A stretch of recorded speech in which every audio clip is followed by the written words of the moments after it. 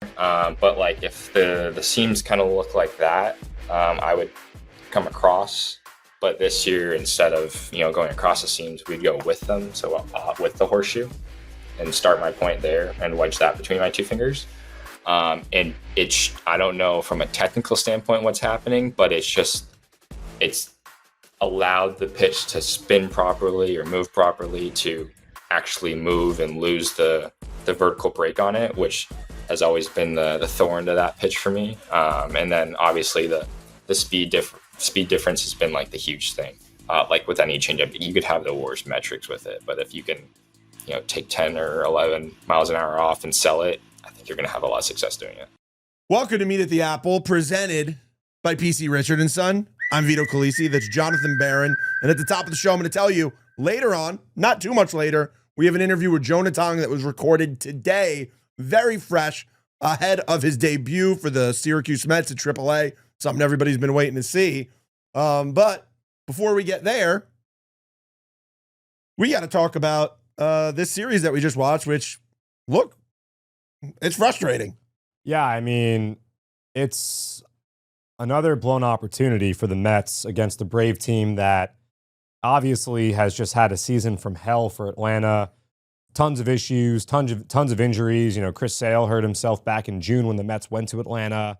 Austin Riley was on the top step of the dugout. Obviously, Ronald Acuna Jr. is on the shelf right now. So, this Braves team comes in obviously playing spoiler, and we know that there's a rivalry between these two teams, and we know that the Braves, I'm sure, relish the opportunity to make the Mets' lives a little bit more difficult, and they did just that. And, I credit the Braves. Obviously, that sucked to witness, but you got to tip your cap to the Braves. Going down 6-0 on Wednesday night after a rain delay of like an hour and 45 minutes, a lot of teams would just pack it in and be up there hacking. Let's get out of here. Let's get back to the Four Seasons. Let's get out of New York City. They didn't. Yeah. They were patient. They drew, I think, 5 walks against David Peterson, and then, they had the 9-run inning. But the Mets need to understand that no one's going to lay down for them. And I don't think that we are even looking at that, because if you look at the rest of the schedule, I know a lot of people have started to talk about this, the outlook the rest of the way.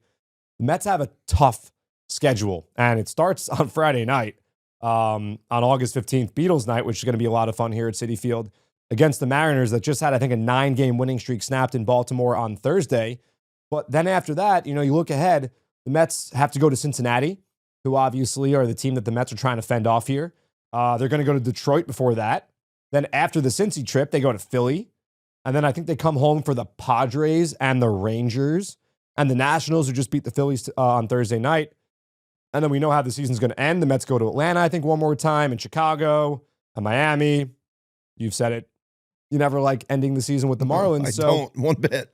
Nothing's easy for the Mets. Not this Marlins team especially. No, I mean, this is a competitive Marlins team. This is a team on the rise. Nothing's going to be easy for the Mets. The teams that are out of it are not going to lay down. We always talk about it. Anyone with the bat in their hands, every at-bat matters for so many players, for arbitration, for jobs in the future, for pride, for contracts, yada, yada, yada. So you can't take anything for granted in this game. And, Kodai Senga did a good job on Thursday. He threw a good game. 5 2/3. Carlos Mendoza got him. He was asked why. Ozzy Albies has done a pretty good job against Senga, so Mendy went out there to get him, put Rogers in. Look, the bullpen's faltered a little bit, right? But at the same time, you want more than a 3-2 lead in the 8th inning. So there's a lot of things that need to be improved. And the nice thing about baseball, Vito, I thought about tweeting this after Wednesday's game. Unless you have the day off, the Monday off day, the Thursday off day, it's a new day. You always get a new opportunity, You come to the park, you have a chance to rewrite the story, I think. And, there's 26 guys in that clubhouse, and a coaching staff, and a manager, and a front office, and a stadium full of fans, and you guys were great this week, that, have an opportunity on Friday to do something different and hopefully get a win. And I'm going to compare a little to last year, just to put things in perspective. If you look at the team's record on this date versus last year, there's a 1-game difference with this team still ahead. And I say that because I think it's going to take less wins this year to get into the playoffs. It's not like last year. I don't think you're going to need 89 wins to get into the wild card like you did last year for us. This season is wacky. Would you have, if you just thought about it, like this season, things have been much worse for much longer than they were last year. Last year, they had a rough start in April for a few days, got really hot, and then May was tough. This season's been different. It's been a longer, rougher stretch, but they're still in a better spot than they were this time last year, which I've said on the last episode, and I'm not going to keep saying it. Yeah, I honestly think this is the last time that I know. I'm not going to say it again, but it's just what's frustrating too, though, is here's the thing. It's just you keep seeing the Phillies lose. You keep seeing the Phillies lose, and you keep seeing teams that you need to lose. But the Phillies lost to the Reds 2 or 3. That doesn't help you. No, I know, but like it's just the division is still there. The wild card is obviously still there. It's just these games are getting tough to watch. It's hard. Last night was tough. I mean, if you were here at the ballpark, if you were watching on home, it was tough. If you stayed at the game, if you waited till 8:45 to watch that first pitch, you were having a great time. And it reminded me of last year of that Subway Series game where like the vibes kind of got cemented, where there was that long rain delay. You had the grimace lightning thing. You had everything going right. Last night felt like that. Until it didn't. And like the fans are just getting frustrated and the players are frustrated. I mean, like, it's not like they're going home happy right now. Yeah, I mean, obviously no one's happy, but you know, my outlook is it is getting late early. It is. Yeah. And it needs to be turned around ASAP. I know it sounds simple, and like we're not going to sit here and trash the team, or we're not going to question moves, and that's not what the show is about. We're allowed to be frustrated, though. This podcast is to give you guys a closer look to the players, to get to know players, which you'll hear in a little bit with Jonah Tong. Experiences here at Citi Field that maybe you don't get elsewhere. Other podcasts are more, rah-rah in your face, good or bad. But at the same time, like, I'm not going to tinkle on you and tell you it's raining. No. Like, we're not doing that here. It's not great. And like, it needs to improve because, talking about last year and the comparison, the record, obviously things were trending in opposite directions. Like the trajectories are not the same. I know it's not the same. It's just not the same. No, but it's comforting. There's a piece of it that's comforting because you know that there is a chance. Like, it's like you can still wake up tomorrow and make the best of your opportunities in life also, right? Like, as long as you wake up in the morning, you have a chance. But like things were trending up last year, but they were still down moments. Like a year ago right now was the A's. But they bounce back. They bounce back every time something bad happened. Yeah. The bounce back needs to happen. It needs to happen. It needs to happen soon. And like I said, the schedule is tough. Mariners coming in. That's a playoff team. They need to beat Raley. Could be the AL MVP. He's got a big tuchus. They need to beat some closers. They need to win some games in the ninth. Like they got to win a close game. Another 1-run loss on Thursday. Another 1-run loss on Thursday. It's maddening. It really is. And like, I understand why everyone is getting nervous now because you had a lead in the division and it's gone. And you had, even last week where things were still looking not great, there was a 3-game lead on the Reds. Yeah. Now that's down a half a game with a trip to Cincinnati looming. But opportunity presents itself. The Mets have a chance. There's no reason why the Mets cannot go to Cincinnati, sweep a series, bang, cement yourself, give yourself a better chance to make the postseason. I'm not here saying the sky is falling, the season's over. It's none of that. It's none of that whatsoever. But you got to start taking advantage of the opportunities. They turned the AC off on us in here. Well, we're hot. It's hot in here, but no, look, I feel like this is the most raw of an episode we've done. Yeah, I mean, I guess, yes, it is. And I think part of that is because, first of all, like I said, we're not going to sit here and pretend like everything is fantastic. No, you can't. Look, let's shift gears for a second. You were second. mad when I compared to last year, weren't you? I was. Yeah. I'm sorry. No, it's okay. You could be. I mean, look, we have a lot of conversations through text, in person, that aren't on camera without microphones. I'm sure everyone else does, with your friends, family that, love the Mets with you. And we all say things when, we're heated. I just, the last year comparison, like, that was then. I'll never do it again. It's okay. Let's talk about a good thing. Pete Alonso is the Mets' all-time home run king. You know what I would call that? I would call that the PC Richard and Son most electric moment of the series because, I mean, look, we were all waiting for it to happen. Game 1 was sick. Yeah. That home run, man, when that thing was just a laser beam going over the wall. I thought it had no chance of getting out, and it just stayed at the longitude that it was at, and I almost cursed. You almost cursed. I didn't curse. And it got out. You know what's great about it? When he tied the record in Milwaukee, I think Jeter took a while to get his 3,000th hit, and I think A-Rod took a while to get 600 home runs. Well, Pete also took a while to get 53 in 2019. But, usually a guy, you're that close to the finish line and like you press a little bit. Pete came home. His first at-bat looked like he had a chance to double. And then his second at-bat, he did it. Wasted no time. And then he homered again. So it's 254. And then, we got great graphic from the social media team for 254. Yes, great. I mean, it was really special to be in the stadium for that. Yeah. I first started working for the Mets in 2019. So, it's been really cool to be at Citi Field and watch Pete Alonso's career unfold in front of our very eyes. And if you're a season ticket holder since at least 2019, you guys get what I'm talking about because he's a homegrown Met and because he's a special baseball player. He plays virtually every day. You don't see that often. He plays through injuries. He plays through nagging things. He doesn't sit.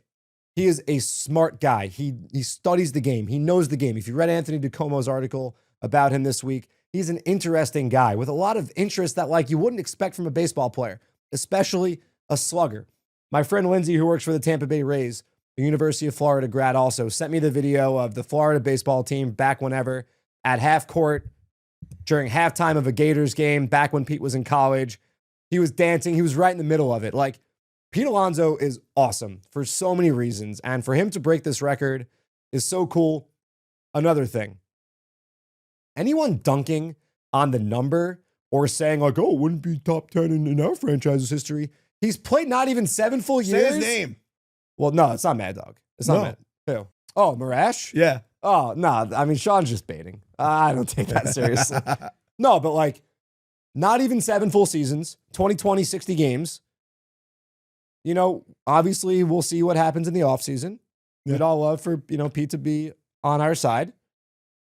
Pete Alonso could hit 500 home runs. Yeah. For sure. He's already talked about he wants to play to 40. He's not slowing down. He's in great shape. He's become a very, very good first baseman. And so it was just really special, and I'm so happy he got to do it at home. The team came out. The hug between him and Francisco was really cool. special. That was really cool to watch. Mendy being out there in front and center was really cool too. And he means a lot to these guys. He does. He means a lot to the fans. He means it was a special moment because it's that homegrown aspect that this team, it felt like we, outside of Brandon Nimmo, we just lacked for so long since David Wright. It felt like we had nobody just growing up in the system, and he represents this new changing where you are seeing guys on this team and growing up. We might see guys come up soon. We're hearing talks about some guys who could come up later in the year. It's really changed the culture. And speaking of where it all starts in the minor leagues, over at Maimonides, the Cyclones will be wearing special Pete Alonso jerseys this year. On a special game, special polar bear jerseys. And if you want to get yourself one of these awesome jerseys, all you got to do is go to the Brooklyn Cyclones website where they will be auctioning off the game used jerseys for these Brooklyn polar bear jerseys. I did a bad job. It was opened. It's okay. What's really cool also is that all these affiliates, you saw the tweets after he played at all these affiliates. He played at St. Lucie. He played for Brooklyn. He played for Binghamton. He played for Syracuse. Long hair PSL was crazy. Peter Alonso. I think he hit the last home run in Las Vegas 51's history in 2018. I think that was the last season at Cashman Field, the old place where they used to have that home run derby show. But he is our polar bear, as the as Howie Rose said during the pregame ceremony on Thursday. He is, and it's just so cool that we've watched him, and in such a short amount of time, he broke this record, and hopefully he continues to add to it, and hopefully it's a record that stands for a real long time. Shout out to Amanda for the video, by the way.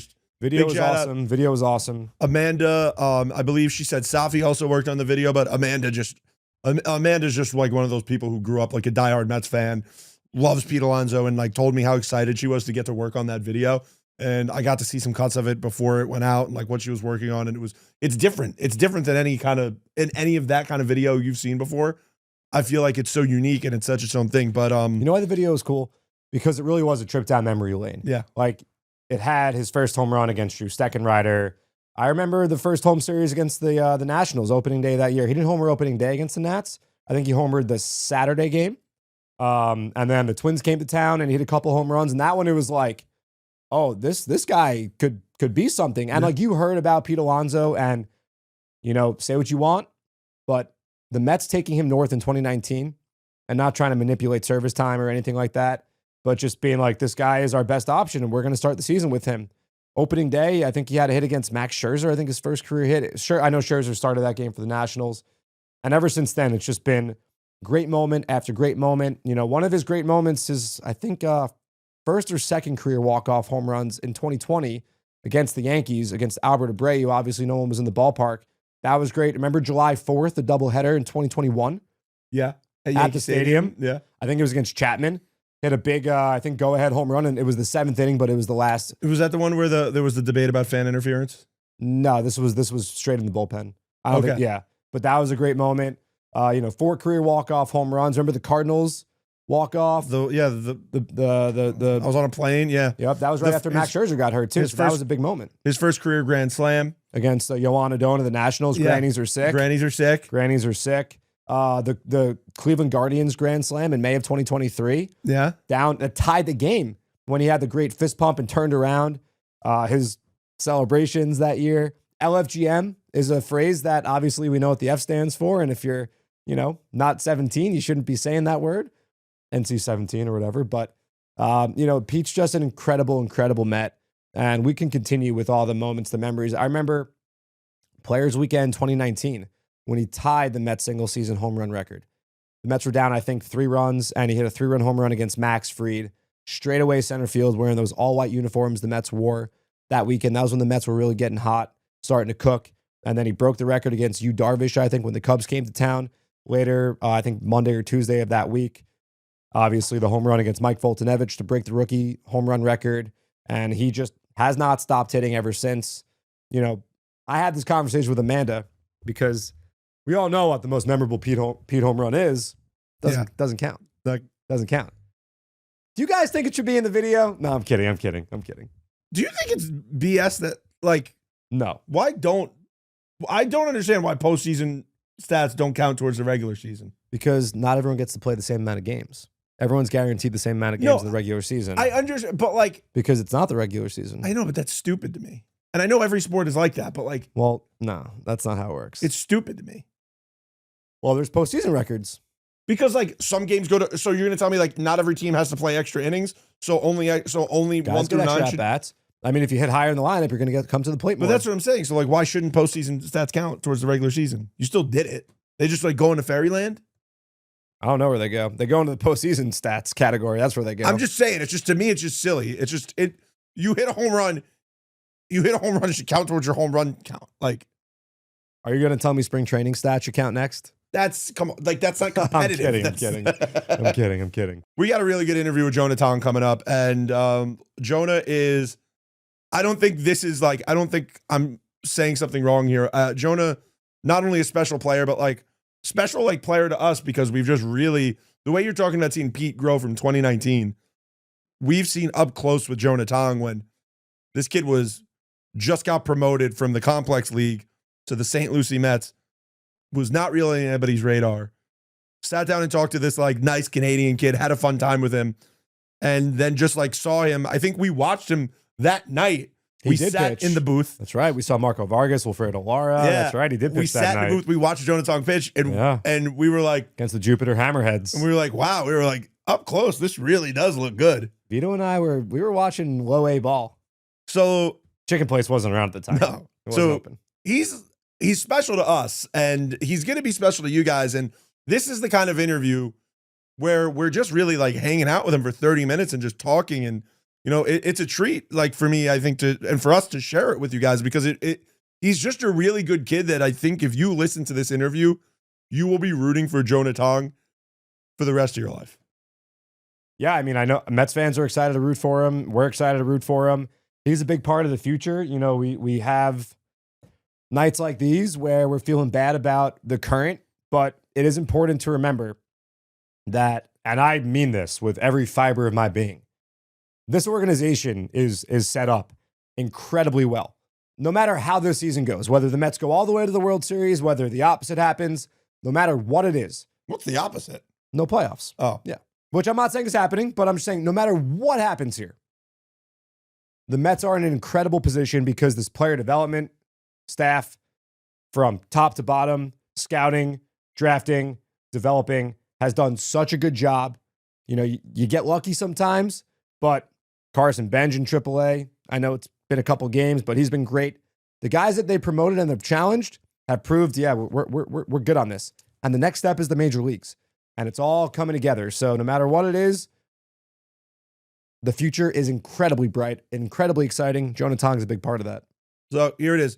Enjoy this interview with Jonah Tong, and we'll see you on the other side to wrap this episode up. Welcome to Meet at the Apple, presented by PC Richard & Son. I'm Vito Calisi. That's Jonathan Barron. And today on the show, we have what I think is more than fair at this point to call friend of the show, one of the hottest prospect in the Mets systems.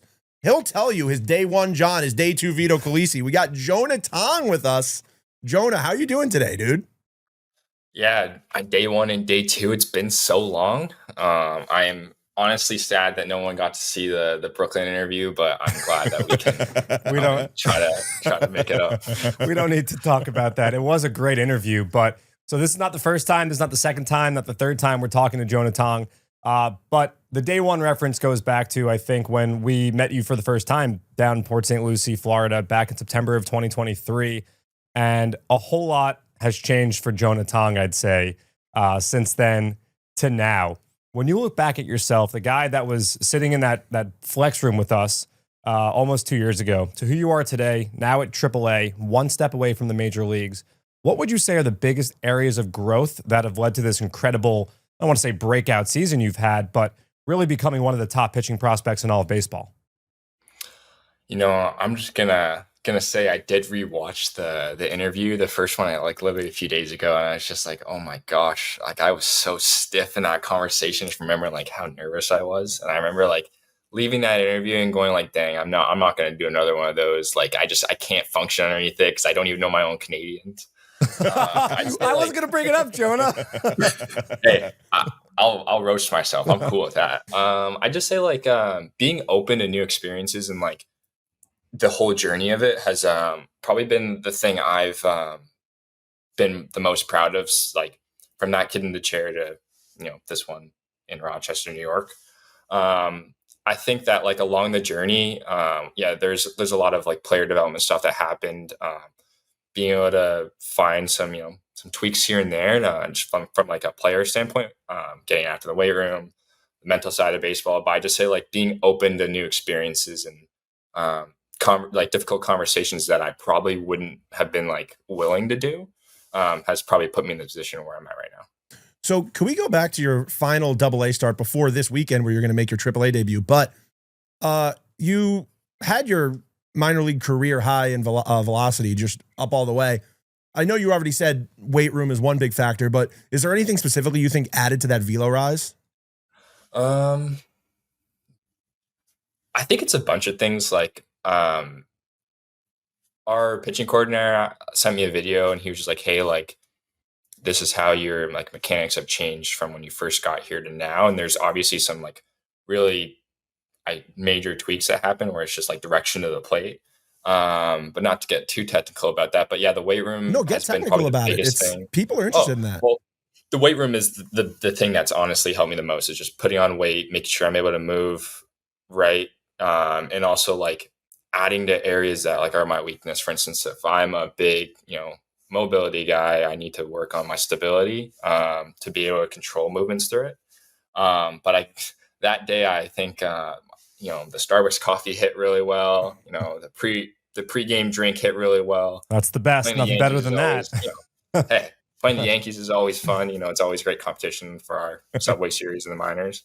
And then I remember I was warming up and I was talking to our pitching coach, Dan McKinney, and I was just like, going through my day. I'm like, dang, I feel really good right now. And go through my bullpen and like I let my last pitch go. I'm like, all right, like that's pretty fuzzy today. So let's just see how it goes. And I threw I think like one of my first few fastballs on the mound. I turned back because, every pitcher does a radar gun check because, if they're not, they're lying to you. And I'm like, 98, like, all right, Walk in, finish the game, and I talked to him. I was like, "Hey man, like I felt like really good out there." And he was like, "Yeah, like you hit 99 on the board." I'm like, "Oh, sick PR." But I'd probably say it's a combination of everything. And then that game, I just like everything kind of clicked for me. You talk about the weight room. I have another question, but I gotta get this one in. What are you pushing on the quad extensions there? We know that you're a quadzilla for sure. So what's your PR in that area? Quad, quad extensions we don't do. Really? However, That's from just like a basic. Those are aesthetic. That's an aesthetic lift. Damn. Well, I'm not lifting for. What about Bulgarians? You ripping Bulgarians? No, I can't honestly remember the last time I did Bulgarians. We have been doing a lot of like reverse lunges, and Okay. I'm a modest 2 plates. Okay. I've had a good foundation growing up. I think I was able to get to like 4 plates and maybe a little bit on back squat, and then after that, it was just more like getting more fundamental movements done and making sure I'm doing everything with proper form. So the weight's definitely decreased, but like the efficiency has gotten significantly better. Well, you talk about foundation, and this transaction, you going up to AAA, it was you and a whole lot of other guys that Mets fans, and we especially here, at the Apple, are really excited for. You go with Jett Williams, who's already homered, Carson Benge, who's already been a menace, Ryan Clifford, who's been a menace. How cool is it? First of all, you guys had an incredible season before the promotions in AA. The Rumble Ponies, I think, were the first professional team to 70 wins across all of baseball this year. And then you guys are all going up, not just going up, but going up together. And we've always talked about that, how it's so cool to watch units of guys grow together through the minors. So when they finally do reach the major leagues, that camaraderie is there. They're ready to win together. They've already experienced winning together. How awesome is it for you guys to get to experience that as a unit? It was crazy cool. I mean, I know Jett and Cliff have been together for a while, and I was able to play with them a little bit last year. But like fully, having 4 and a little bit months together has definitely been a really unique and cool experience. Like I think the culture that we built in Binghamton collectively as a team was probably the most tight knit, fun group of baseball like I've ever been a part of. And like, yeah, those guys are definitely the core of that. And then when Benge came up and Reimer and like Tucci and Gordon, it really added to that when we, we're losing some players here and there. But I'd honestly say like it was cool and unique to know that like you've played with these guys, here and there, but like having everybody in one spot for like a long time, something special was gonna happen from that. Another guy got promoted alongside of you, Ryan Clifford. You were telling me before, you actually have experience with Ryan Clifford going all the way back to high school. Yeah. So Cliff, I played Cliff, played against Cliff during my brief stint in Georgia. Him and Eli. So I can confidently say I have a pretty good record against him. I mean, you'll have to ask him there, but I think a few flyouts, a few punch outs here and there.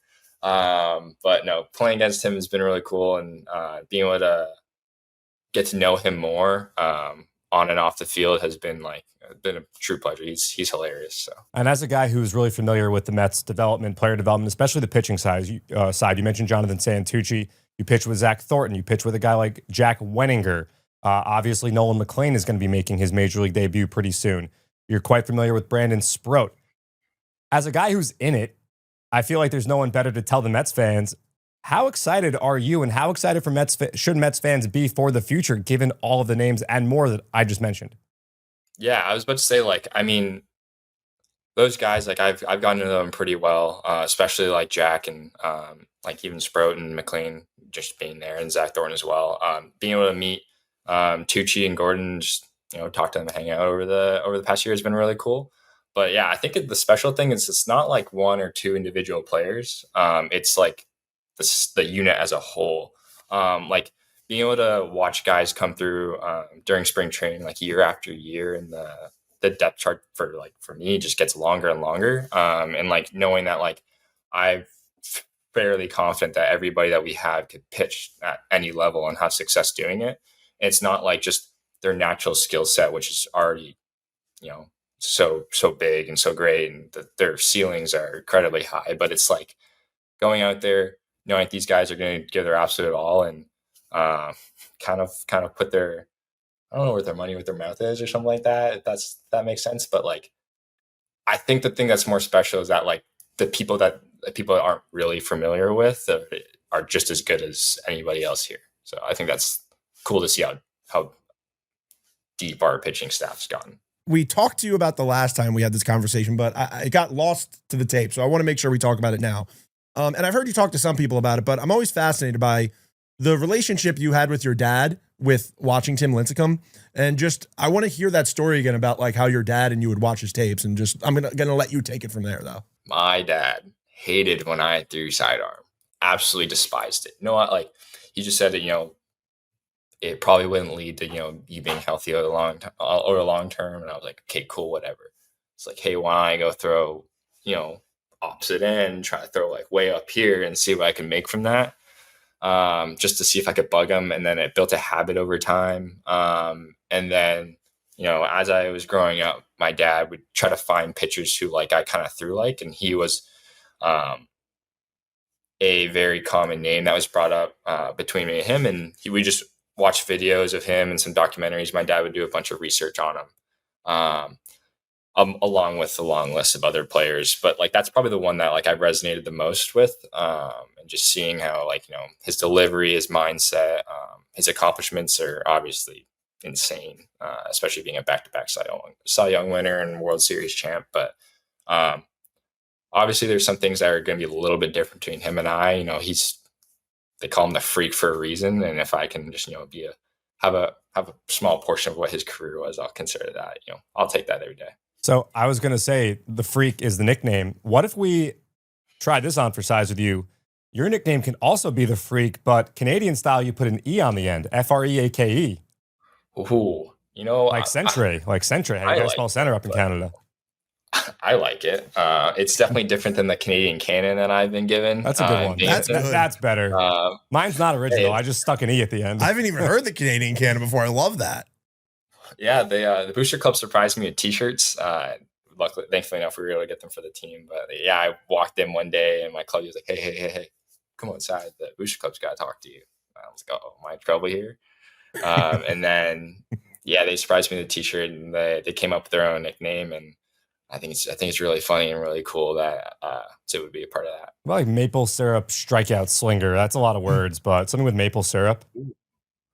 That's terrible, Jonah. Don't placate me. That was bad. That was I had to try. That was terrible. Can't knock it down like that. Jonah's such a good guy. Like, one of my favorite things about Jonah, outside of you being just a phenomenal pitcher and one of the brightest like young stars in the system, but like Jonah Tong is such a genuinely nice guy that he hears that like the boosters or the clubbies want to talk to him, and he's like, "Oh gosh, what did I do now?" Hey, you can never be, you gotta always be on. I don't know what, but like, gotta be ready for it. Well, You've got a brand new challenge ahead of you, and Vito and I have talked to a lot of guys in your position making that jump from AA to AAA, and we've heard for a lot of reasons it's probably the toughest one in the minor leagues. Obviously, AAA to the major leagues is the ultimate, the last step you have to take. But you're facing guys now that straight up have families, right? Like guys that are adults who have played in the major leagues who are not going to chase as much.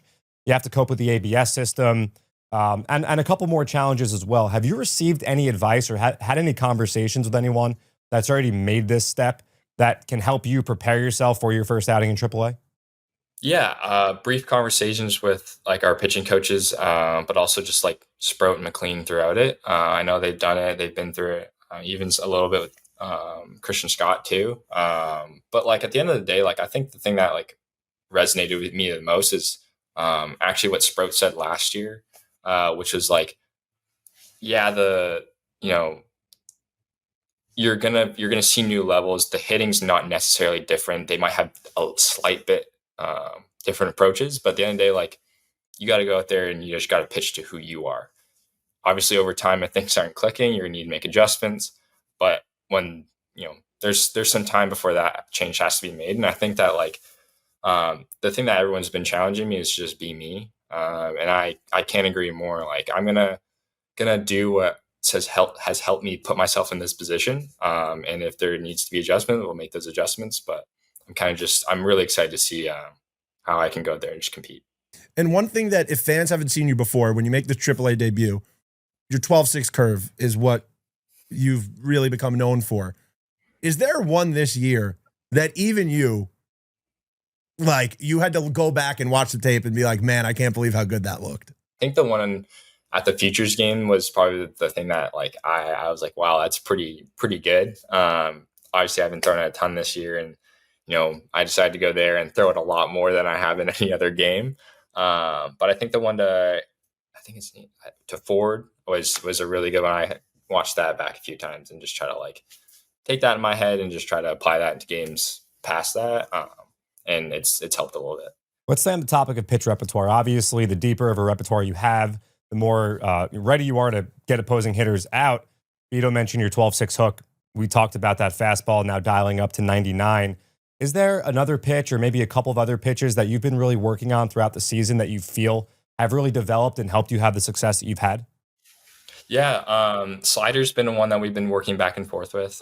It's always going to be that pitch for me just because of how aggressive I am over the top. It's going to be a challenge, but I'm really excited to see the progress on it. And honestly, like the work we've put in on and off the field with it has taken tremendous strides. But the changeup for me has been the pitch that I've been most excited about and has really helped me out this year. It's a consistent off-speed offering that I can put in zone, and that's the name of the game for it, right? Like you always have to have at least 2 to 3 options that you can put in zone at all times. But like that pitch right there has been really fun to develop, and it was just honestly like a really small tweak on the grip, and it's really taken off since then. And for you hear a lot about guys in the minors, especially righty pitchers, that they can get righty hitters out, but if the other team is going to stack lefties in the lineup, it could be a challenge, especially for younger guys. That changeup, is that a weapon for you that you'll probably throw a little bit more against the lefty to neutralize diving down and away against the lefty hitter? Yes and no. I mean, I think that for me, I've always had a easier time pitching to lefties than righties, which is a little bit, especially early in my career. Like if you look at my spreads then, it was just a lot easier. I think it's just because of where I'm striding. Like I'm on the third base side, so I guess it's instead of throwing right at the righty, I had this massive gap, and that lefty was always like the anchor point. But no, the changeup's been a pitch actually that I've been really effective. Yes, to lefties, but more so righties actually. Just having something different because everything from my arsenal cuts or appears to cut this way. So just having something I can start off that point, run back over the plate. It's been huge. No, honestly. So like I throw a Vulcan, so Spock, the whole thing there. But like if the seams kind of look like that, I would come across. But this year, instead of going across the seams, we'd go with them. So with the horseshoe, and start my point there and wedge that between my 2 fingers. And I don't know from a technical standpoint what's happening, but it's allowed the pitch to spin properly or move properly to actually move and lose the vertical break on it, which has always been the thorn to that pitch for me. And then obviously the speed difference has been like the huge thing. Like with any changeup, you could have the worst metrics with it, but if you can, take 10 or 11 miles an hour off and sell it, I think you're going to have a lot of success doing it. We promised you that we would not bring back A, which, by the way, we interviewed Calvin Ziegler also, I think spring training 24, and Calvin, a fellow Canadian, also struggled with A. So don't feel bad. It's not just on you. Plus, we gave you some tough ones, right? We're not going to go easy on anybody here on Meet at the Apple, so we're not going to do that. But in all seriousness, I do want to talk about how important it would be for you to represent your country of Canada at the upcoming World Baseball Classic. I saw you went on TSN, I think a month ago, obviously the big publication, big media company in Canada. And I mean, not just in the States, obviously you've become one of the best pitching prospects in all of baseball, but I know that the Canadian media is very proud of you and all you've accomplished and what you will accomplish. How important and how cool would it be for you to pitch against the best players in not just America and MLB, but the world really, representing Team Canada? I mean, that's every kid's dream growing up, is representing their country. I think that when I was growing up, I always wanted to do that with the junior national team. That was a goal of mine. Didn't end up doing it. Completely fine. And then as I got into pro ball, it's always something where, during spring training, that's been like been a moment of national pride, I'd say. Like seeing my friends and people I know go represent their own teams for their own countries is a great accomplishment. For me, I'm a little more just worried with finishing the season strong, and then at that point, sure, that conversation can be had, but it's obviously got to work logistically, and again, I'll consider that at that point in the offseason. So, Jonah's such a beloved and just loves his country so much. When he got his first Bowman card, I don't know if you saw the 1-of-1 auto he did for his first Bowman, but he threw an A on there. Did you really? That's incredible. I did throw an A on there. I made sure when I was signing that like I asked him like, hey, is this okay if I do that? And he said, go for it. Like, I think that'd be really cool. So along with some other ones, like I put like Let's Go Mets on one of them, and I put my full name on one of them.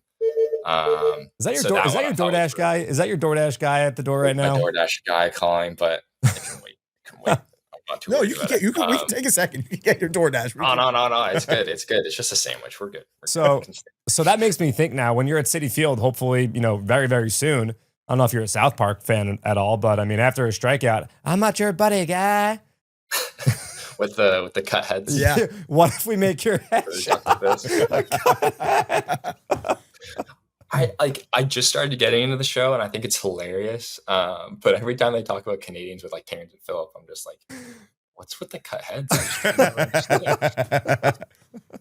Jonah, I will be the first person aligned. If you do end up playing for Team Canada, I will buy that jersey, because to this day, I think my favorite hockey jersey of all time is the Team Canada jersey from, what year was that? 10 or? Well, the 2010 Olympics we don't talk about. But their 2010 Canada jersey. I bought that. The Crosby golden goal year. Yeah. Have you gotten into hockey at all? Now you're up in Syracuse, New York. I mean, it's going to be cold there in April. The ponds are going to be frozen. So, I mean, it's not like you are from Canada. You grew up with all these things I'm talking about. But have you gotten any more into hockey? I know Jared Young's a teammate of yours, huge hockey fan. You can't maple splain him. Whoa. Hold on. No. Talking to Jared a little bit. Haven't obviously had too many conversations with him. But yeah, the Canadian link is kind of funny. But being a depressed Leafs fan, it is tough every year looking at that and being like, wow, this was supposed to be our year, and then Marner's now gone, and I don't know how to feel about that, but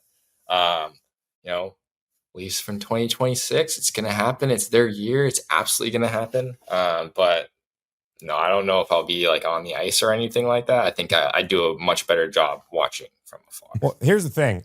Obviously they had the 2-0 lead against Florida and lost at home in Game 7. A tough, I'm not trying to rub salt in the wound. I was rooting for the Leafs.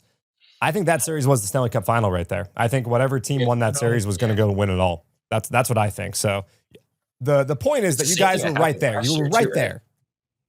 Yeah, but but the thing is they decided to bring the one guy that we seem to never be able to beat, and it's the rat himself, Marchand. Mm-hmm. You are a hockey fan. You're sitting here talking about Marner leaving and Brad Marchand going to Florida. You are a puck guy. Things have changed since 2023. You become a top 50 prospect, and all of a sudden you love the NHL. Hey. I had this I should say bet, but deal with Scott about this. And, okay. And I said hey, Leafs are going to beat them. Loser has to wear the other team's jersey to spring training. I was pushing for it to be on photo day or media day. And I was talking so much crap that the entire thing, Leafs up 2-1, everything. And then I just went radio silent when they started losing, and then I just can't. So apparently I got a jersey that I got to wear to spring training now. So I'm sure you'll see me very excited. But yeah, I've dabbled here and there, but we still do have the Four Nations Cup. So Oh, now you're talking smack to all of the Americans. Okay. Okay. Well, the Stanley Cup hasn't been won by a Canadian team in years, right? Well, how about this? Next spring training, the Olympics will be going on. So maybe all the hockey guys down at PSL, we can all get together, have a couple sodas, and watch some USA Canada hockey. Well, that's going to be an easy sweep right there. Calm down, Jonah. You're just working for second place. Hey, Jonah, guess what? This interview is going to live forever. So we might have to cut this and bring it back next late February. If it does, I will write an apology video, or I'll make an apology video saying that I apologize for my words, but Canada in the next Olympics, but I have no doubt that they're going to win. I wouldn't be so sure, Jonah. Okay. Jonah, you said that you listened to Meet at the Apple. We had on the first overall pick of the NHL draft, brought you up to him because you're both Toronto boys, Matt Schaefer. We also talked to him about chirping. You see a world where you would bring some chirping to Major League Baseball? Look, you're in the dugout. You're in the dugout 4 out of 5 games a week, right? You could chirp on the mound too. Yeah, me and chirps don't really mix. I really try, but every time I go for one, I'm just like, what am I saying? Like, who has got some really good chirps is Zach Thornton. He's got some good ones. He's got some good one-liners. Heard that throughout the season, but me, I'm like, yeah, you do that. And then, Where'd you get those pants? The pants store? Yeah, ball 4. Yeah, score them. And I'm just sitting there. I'm like, oh, I got to work on this. So, Jonah, I want to talk to you a little bit about your time in Binghamton when Sean Manaea came down there. And you had a week where you guys were filled with major leaguers rehabbing with you. What was that experience like, getting to just like talk to all those guys, and especially Sean? Crazy cool. I remember walking into Hartford and seeing like locker after locker after locker. And I remember we were joking. It's like, wow, we got the major league team that week. Cause I think, I know that Senga rehabbed with us later that week as well. It was really cool to just kind of talk. I mean, Jesse Winker's awesome. He's hilarious. Brooks Raley, super cool, super nice guy. And also like being along his quick stop with us through his rehab appearances and just being able to pick his brain was awesome. With Sean Manaea, it was really cool. Didn't talk a whole lot, but like when I did, it was very casual and cool conversations, and he is such an easy guy to talk to, though. You didn't talk a whole lot, but you did get to play a lot of Super Smash, right? See, I gotta be careful with how I say this because I don't want to like go to spring training and all of a sudden like just get absolutely ripped by him. But yeah, we did play Smash. I did beat him. Who'd you use? Because you haven't told us who you used. You haven't said who he used. I'm a Bowser and Mega Man guy. I think he was sandbagging it, to be honest with you, because like the characters he were choosing was like, Ganondorf and like all the Swords characters, which are like, he was really good with them. But I had a sneaky feeling that he was just like, he's gonna pull out some like Rob or some of the other really hard characters and absolutely whoop me. Is it safe? I'm a little nervous. Is it safe to say that when all these guys were rehabbing, you guys were eating pretty well with AA Binghamton? Ironically, I missed the big meal. What? So what was the big meal? What was the meal? Everyone said it was like it was a local steakhouse in Hartford that was really good for July 3rd, just like the last day before 4th of July or something like that. And I missed it, unfortunately. But yeah, they provided some very nice meals, and we were very thankful for that. The one in Binghamton was awesome. I think it's called McCoy's. It's like a full service steak spot, and it was unbelievable. Right, I've never had a fillet like melt that like butter. So. Well, you got to find a place like that in Syracuse. And speaking of Syracuse, I'm sure you've probably heard about this. The Syracuse Mets are they're looking to rebrand. I think after next year, there's going to be a new team name. Fan vote. Fan vote. So fan suggestion. I don't know a fan vote. Yeah, because sometimes the fans control. You don't want a Bodie McBoatface situation. Bodie McBoatface of the USL in San Diego. You can't have that. But we got any current favorites right now? I haven't heard any. That's gone out there? We were brainstorming in the last episode. I thought something like an homage to Melo would be cool because Melo brought the Syracuse men's basketball program its only title in program history. I don't know if the Melos works or something along those lines, but do you have any ideas for what could be a good team name for the Syracuse Mets? Whew. Taking this long 5 seconds to figure out what I would call them. I think the Syracuse Canadians would be awesome. I'm sure you do. The Montreal Canadiens might have something to say about that, though. Nah, we don't like that team. We don't like that team. Leafs forever, but they do have more championships, which is kind of tough. Calvin lets me know that. But I think the Canadians would be kind of fun. But no, I'm really excited to see what that is. I think it's sad to see that the Mets are going from that. I know they're keeping the same colors and something, so I think that's really got to be taken in consideration. But I'm excited. I really don't know not familiar with the whole city, but if they could do something that ties back to that, it'd be really cool. I don't really know how I feel about the university being tied back into it because, it's a little bit different. But yeah, I'm excited to see what they. Salt City. Salt City is the nickname. I was thinking like the Salt Shakers, and then when the team takes the field, they can play shake it like a salt, shake it like a salt. I got one. What are those small oranges called? The small ones. Clementines? No, but they have like a brand name too. Cuties, aren't they called cuties? The Syracuse Cuties. The Cuse Cuties. No? It doesn't seem like it's registering. The Cuse Cuties? I've never heard that. What about the Cuse Clementines? You know what? I think that's a very good suggestion. However, I'm going to let the fans decide on that one. I don't think they're going to be nice to me. I don't think Jonah likes that one. I'm going to be very polite and, good Canadian boy. Declining that because then I got to wear a jersey that says cuties on it. I would wear it. What about a one-off? What about like, they do like the, in Binghamton, you guys were, you were the Oat Milkers for a day. I know that's a minor league thing. Did you guys do the strawberry shortcake promotion this year as well? Mm-hmm. Yeah, so you guys wear all sorts of crazy things. You could wear a cuties jersey for one day. Shortcakes, I would say, is below cuties to me. Yeah. Hey, for the like a specialty jersey, the cuties, yeah, that'd be kind of fun. Spelled like how you're saying. But I don't know about having a team name that for the full time. That's where you kind of lose me on that one. But I think it would be kind of interesting to see. What is your favorite specialty jersey you've worn during your minor league career? I do think the original Oat Milkers hats were really bad, but the jerseys were kind of funny. Like I remember, like they were just looking like things, but the new ones they came out with actually look really good with all the all black and stuff like that. But I think the bathtub donkeys are definitely my favorite. It's really hard because I did like the Franks ones from the Cyclones. I think the bathtub donkey is probably the really fun and unique ones that we've had, and I'm really happy I got to wear them. So Jonah, before we start to wrap this up, I do want to hear a little bit more. You said that you didn't get to pick Sean's brain too much, but you did get to pick Brooks Raley's brain a little. And we always like hearing those conversations you get to have with the major leaguers when they're rehabbing. So what did you get to kind of clue in on him about?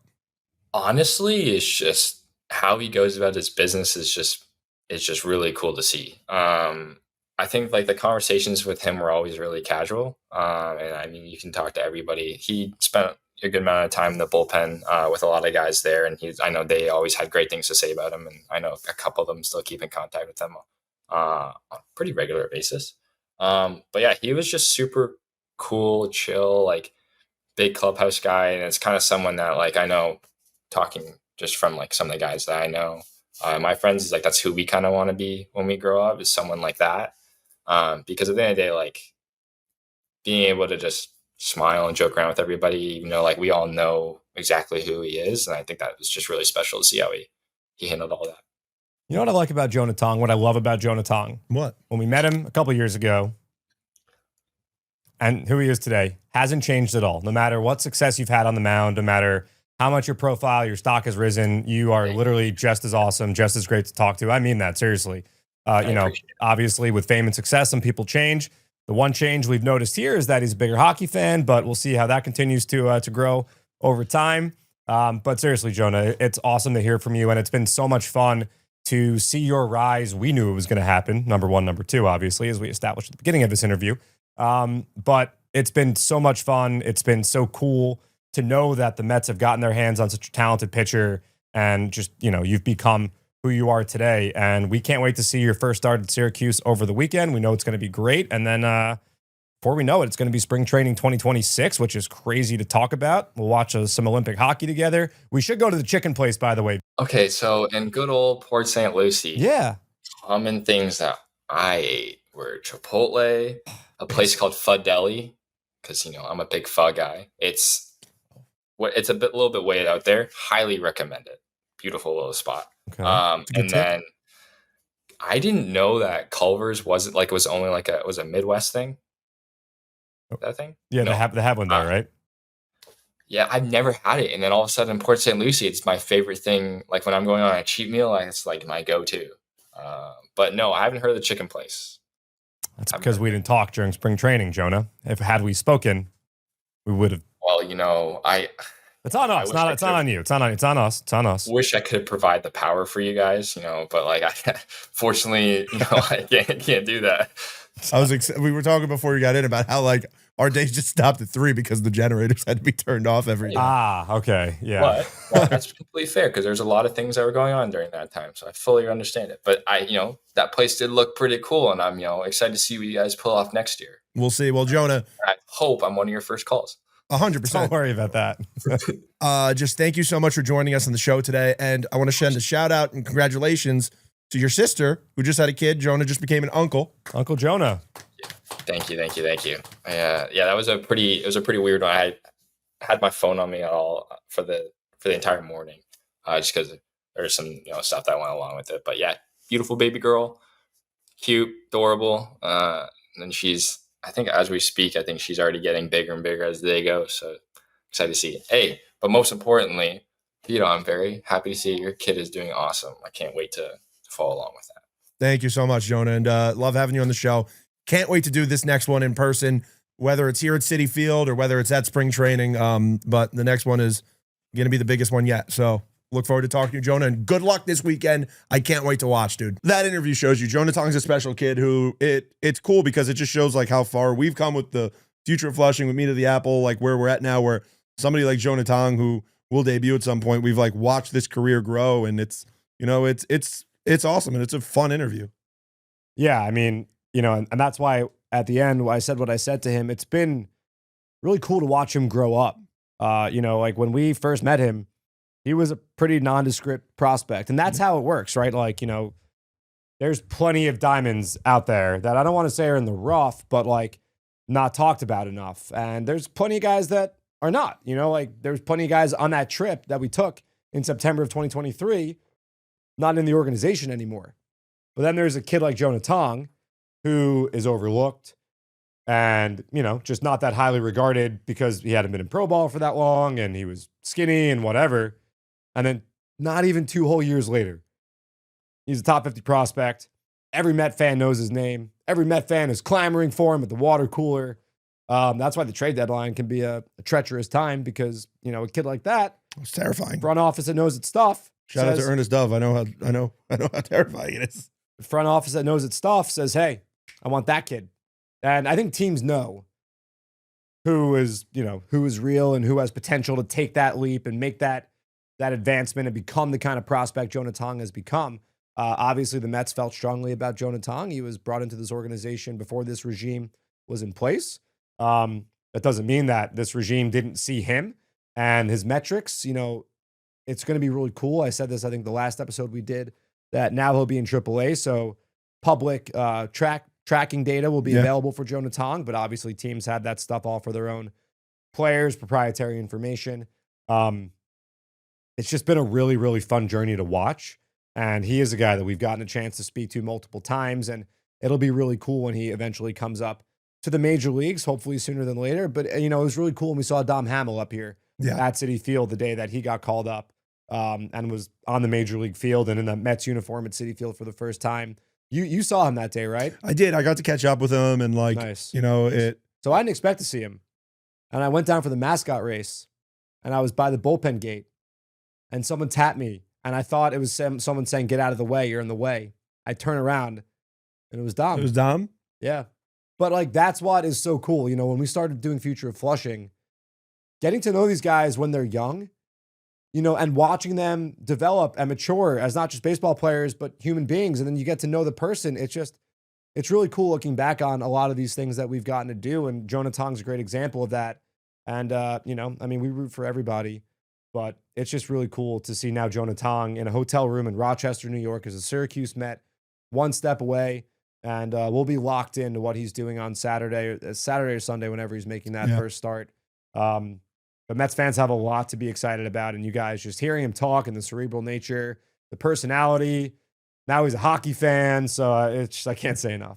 And what's the perfect way to watch hockey if you're not at the game? I know. It's on your TV that you might have bought from our lovely friends at PC Richard & Son. I might be investing in one pretty soon, and I'm going to do it at PC Richard & Son because they have the absolute guaranteed lowest prices. They got the friendliest, most knowledgeable sales staff. So, hey, I got a wall this big. What do you recommend?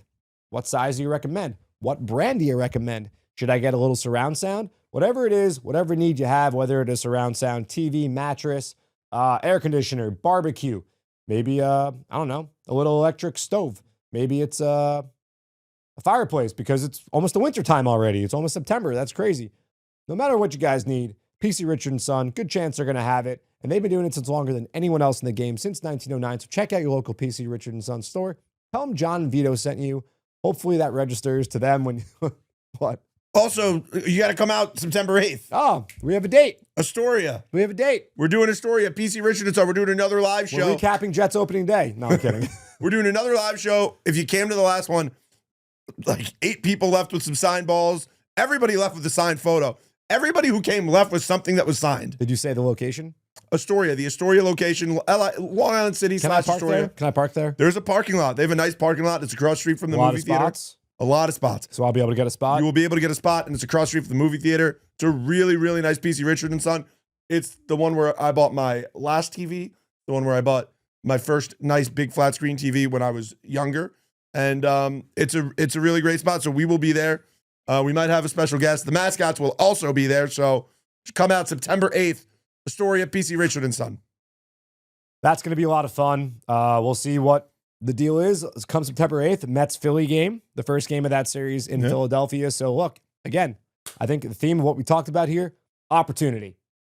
Tomorrow's a new day, sunshine emoji. The Mets have a chance to win a baseball game. I keep going back to what David Stearns said to us, or Dave, or Big D as you call him, not this year, but last year. I think it was... Don't go back to last year, John. Stop comparing last year. I'm not. But a quote from David Stearns. Win tonight. Mm-hmm. Just win tonight. Whatever happened yesterday, the week before, the month before, it doesn't matter. Win tonight. And that is a philosophy of this organization, of this front office. If the Mets can just win tonight and start stacking some victories, you turn this thing around, they'll find themselves where they want to be. That's what it's all about. It all starts on Friday against the Mariners. Who's calling me? No, it's not me. Josh. By the way, shout out Josh. Sticking around 10:45. Josh is helping us out. You're the man, Josh. We appreciate it. Unlike that tie. No, I'm kidding. I'm kidding. All right, well, Ty, enjoy this interview with Jonah Tong. See you guys next time. Thanks for meeting us at the Apple.